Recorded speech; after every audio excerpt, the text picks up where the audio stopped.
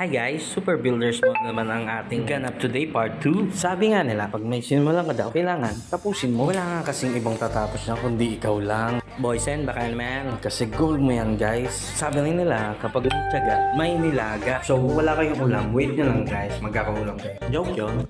Shoutout sa baby ko si Everett na tumutulong sa akin. At saka kailangan mahalin mo yung ginagawa mo kasi hindi ka mag-improve dyan kung hindi mo gusto yung ginagawa mo. At kung gusto mo naman at mahal mo, lalo mong iigihan yan guys. Lalo mong sisibagan yan guys. At lalong tsatsagain mo yan guys. Ang goal ay may kagibat na commitment. So nag-commit ka, gawin mo. Umaga man o gabi yan. Umulan man o umaraw yan. Naalala ko tuloy magaling na team daw nung college. Rain or shine, baka naman. Ayan na nga si Every na makulit oh. Nagsuksok pa sa loob. Ang ganda daw kasi. Kaya kung may goal ka sa buhay mo, sa puso mo, sa isip mo, at gawin mo, walang kahit anong excuses guys. Di titigil ang mundo para sa'yo kung magdadrama ka lang. So aim high